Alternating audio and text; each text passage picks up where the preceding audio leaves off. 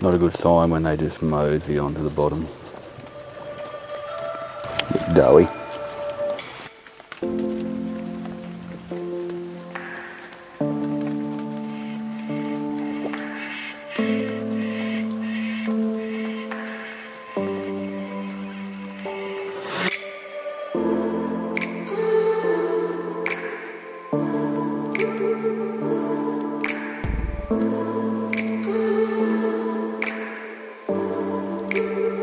Crunch, he's on it. Yes!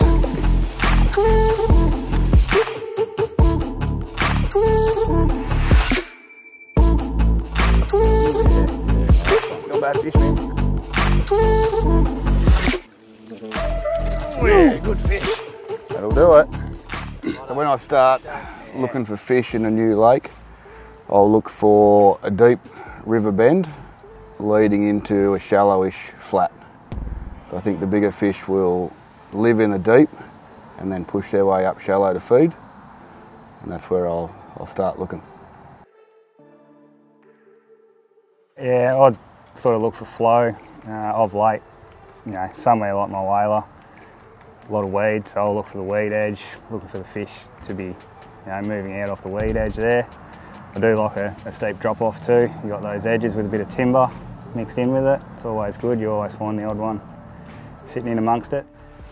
So when I've sort of selected a bank I'm going to choose, or a run I'm going to fish, generally I'm going to pull up 100 yards on the big motor. I'm going to drop the electric in, start moving towards it. Going to obviously drop the pole in, get everything set up, ready. I've picked my point and I'm just slowly creeping in, because you go burn over the top of it with your petrol motor, you're going to spook it. You know, there's high potential you're going to spook everything in there, and you ruin your chances and ruin the bank that you've, you know, had sleepless nights, a sleepless night waiting to get to fish in the morning.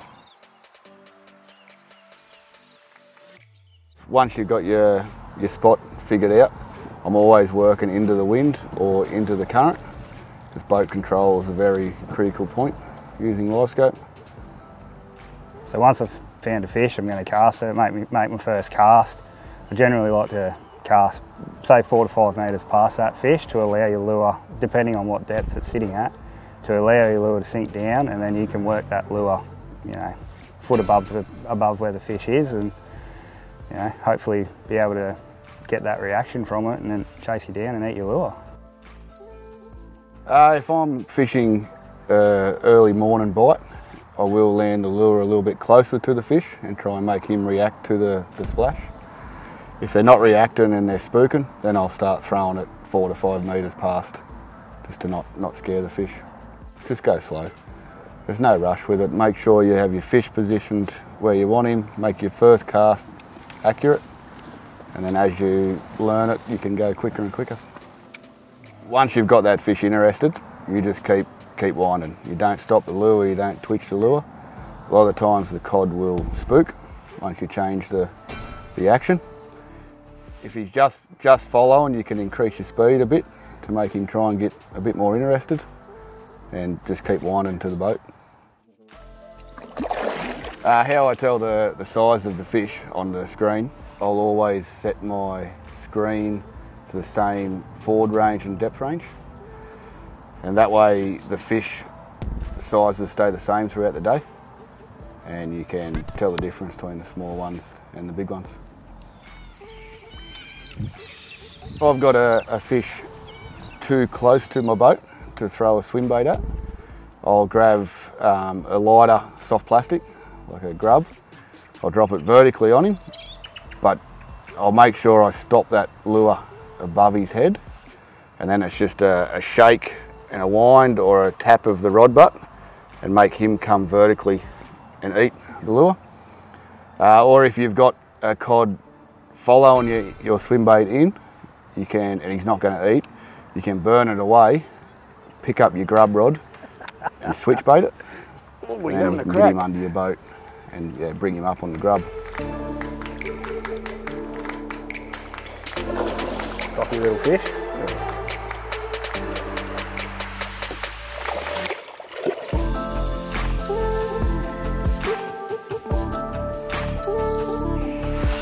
So once I've found a fish on the screen, I will try and do an underarm cast to reduce the splash. If your lure lands like a rock, makes a big splash, I've had fish up to 6-7 metres down spook from it and take off. So you want to, if that's continually happening, you want to make sure you get your lure a good 5 metres behind and then bring it back to the fish.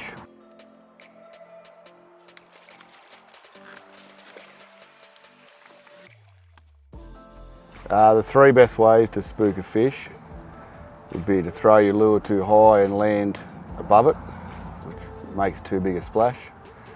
Run your lure too close to the fish, so your lure meets the fish's direction. The third way would be if you drop your lure vertically straight onto the fish's head.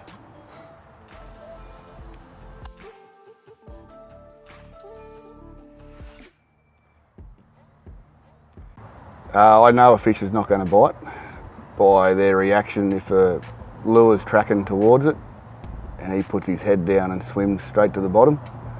I'll just leave him alone and go and find another one. Yeah, I sort of, when I'm casting and I've put 5 perfect casts over a fish and he's just sitting there and is just absolutely no interest with any lure I've put over him, or he'll literally just sink to the bottom and just sit there, move on, find another one, because you could cast 100 times at him and he'll still do the same thing, just sit there and not even react. So if I make an accurate cast, I'll judge how much time I've got for that lure to sink, and I can speed it up by pulling line off my spool, or I'll engage it and make it a tight sink to slow it down if I need to slow that fall.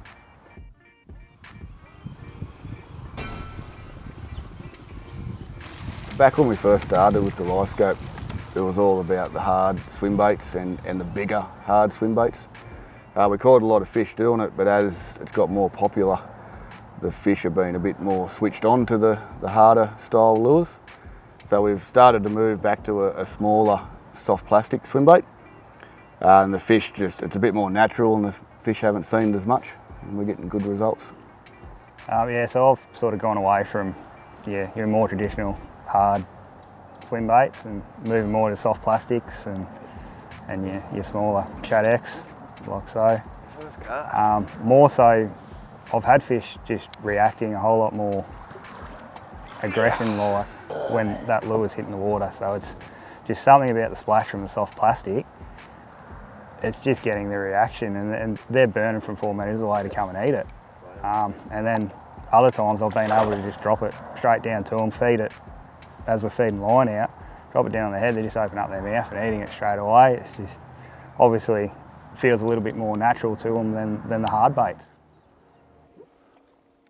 The ideal scenario would be 1.20 metre, about 15 metres away from your boat, swimming away from you, in about 4 to 5 metres of water. You land your lure a little bit past him, it comes down just in front of him, you click it into gear and bring it over his nose, and he'll turn up and chase and eat. Yeah! Nice work, mate. Perfect presentation for me is, let's say 5 metres of water, fish is sitting up at about 3, swimming away from me, 10 to 12 metres from me. I'm going to land the lure, say 3 metres, 4 metres past him. My lure's just gliding down towards him, just above his head, so even 500 to a metre above his head, he just turns up and creams it.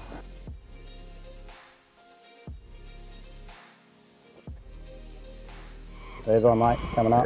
He's coming. He's on it. He's on it. Yep, got him. Got him. Nice, mate. When I was learning with all the swim bait techniques, I used to run braid a lot, and I was missing a lot of big fish. I've changed over to running straight through 28-pound fluorocarbon. It's made a big difference once you learn how to set the hook properly.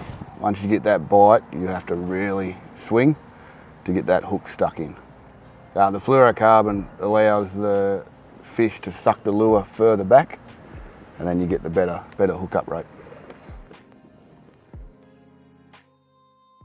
If I'm fishing doesn't matter what dam I'm at. If it's an early morning, I'm always looking for big fish. We won't waste our time chucking at 60s or 55 models. It's all about capitalising on that first hour of light, just to get the big fish to bite.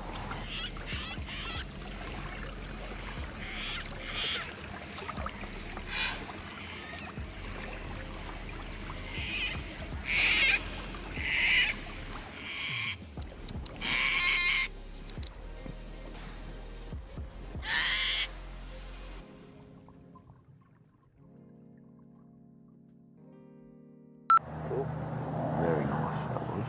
I like that That's one. about right, isn't That's it? good. Aggie, we might just get on him a bit more, Yeah, Cards. get up on him. So we're not doing that big fucking loud cast on him. Sorry, bud. Carton, What's that? swearing.